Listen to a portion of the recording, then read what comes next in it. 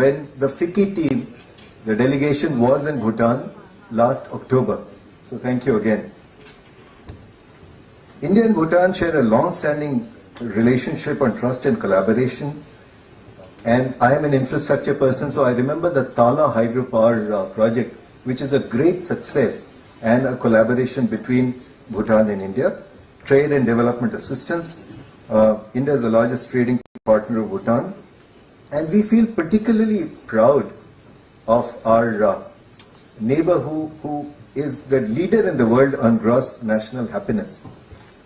Today's deliberations are going to be about tourism.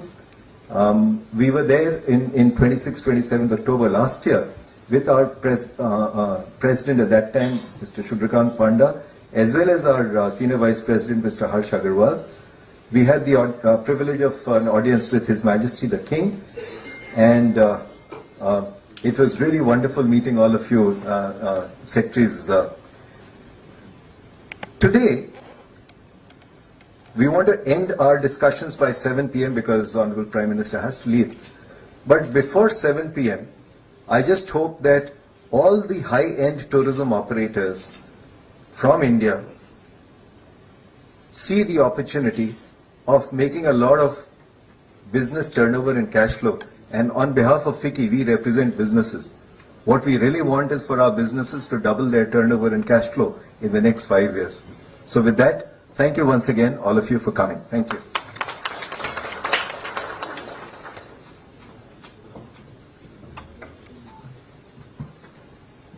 Thank you very much, Secretary General Mr. Pathak. May I invite Mr. Deepak Deva to deliver his remarks and conduct the session, please.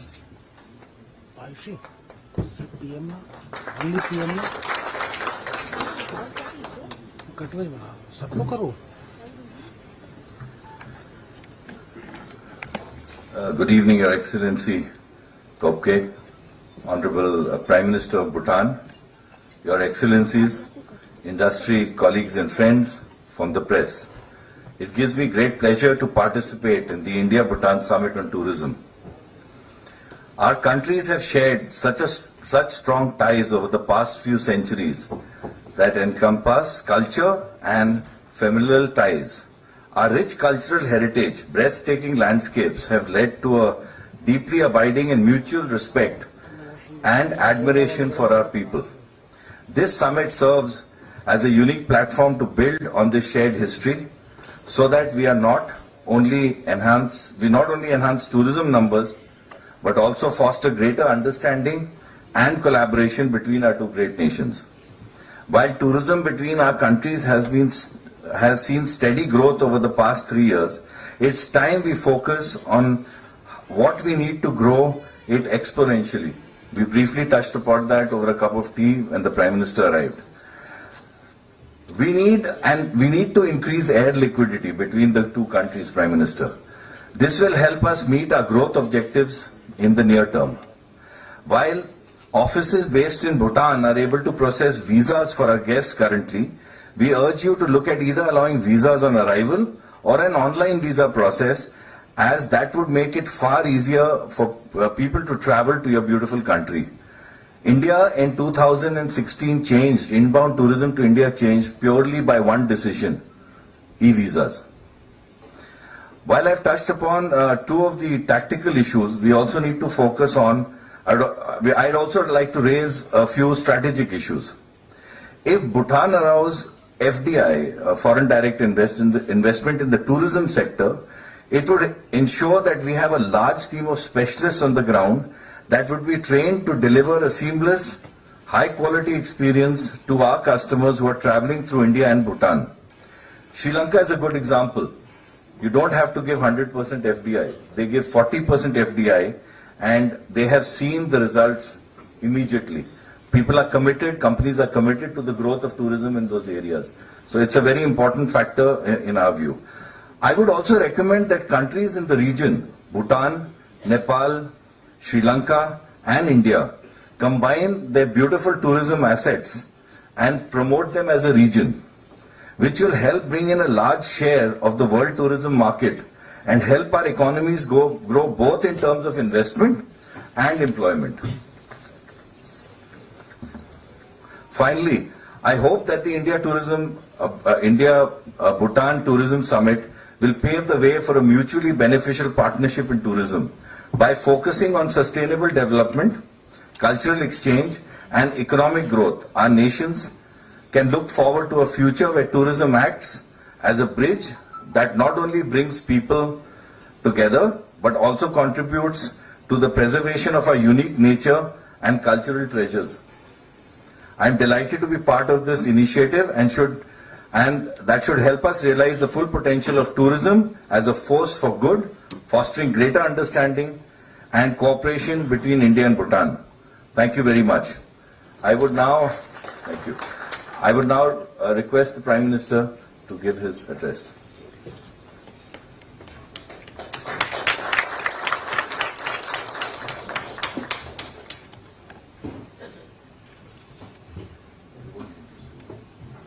Thank you.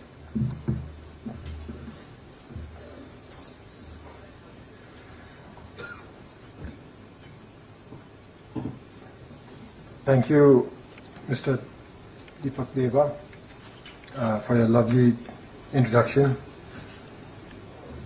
Thank you, SG, Mr. Pathak, for all the hard work you've done.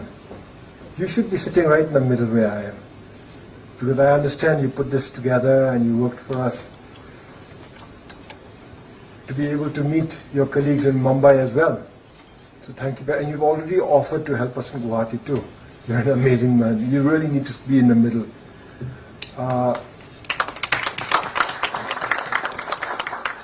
Madam Jyosna Suri, such a pleasure to meet you. Thank you very much. Ambassador Sudhakar, my friend, just beat traffic. In fact, we're so happy to have him here.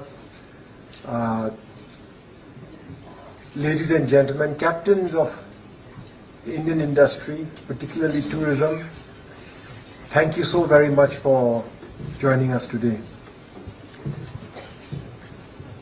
I met Prime Minister Modi yesterday, and I was looking forward to visiting India after our recent elections and calling on my friend, a person I regard as my older brother, Prime Minister Modi, and I was overcome with emotion. And many hours later, I was still overcome with emotion, and I know it was because of my meeting with Prime Minister Modi. But I also realized that in large part it was because I'm back in Delhi among friends, and this visit has been so very emotional for me, as indeed I'm sure with my colleagues. I have the Minister of Foreign Affairs with us, the Minister of Energy with us, Energy and Natural Resources. Natural Resources because he's the one person in charge of taking care of our forests and our environment. We have the Minister for Industry and Commerce. He's in charge of the tourism sector, the Secretary of Energy, the Secretary of Foreign Affairs, the Secretary of Finance, and then a few of my colleagues, and most importantly, the Ambassador of Bhutan to Delhi, the Ambassador of Bhutan to India.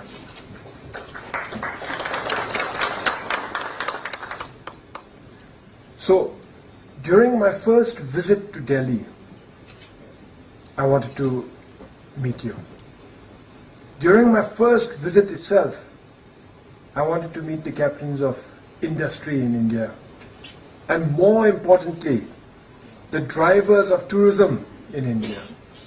I want to meet you because I want to invite you to Bhutan. Now, how many of you have visited Bhutan? A show of hands? Oh, wow!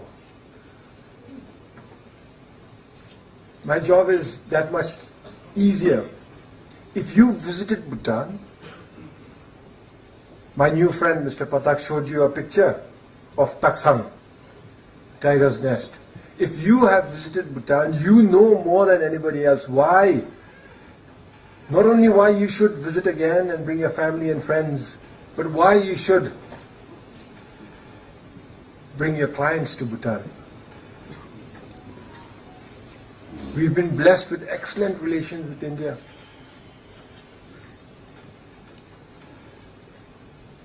Our kings are the foundations of this relationship.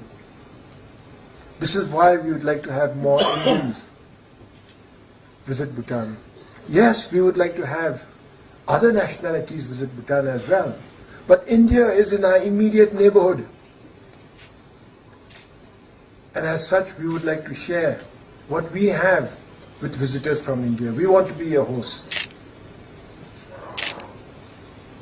Our kings have implemented their vision of development for Bhutan, what we call gross national happiness. The overarching objective of gross national happiness is to improve the happiness and well-being of our people. To improve the happiness and well-being of our people by balancing economic growth, which is essential, balancing economic growth with social progress, cultural preservation, environmental preservation, and good governance. And now, why is this important? Why is this relevant for our discussions today? We need social progress. And we have made good progress there through free education and free healthcare. What this means is your tourists will have hosts who have been well educated and who can communicate and take care of your clients. The preservation of culture obviously is extremely important to our discussions today.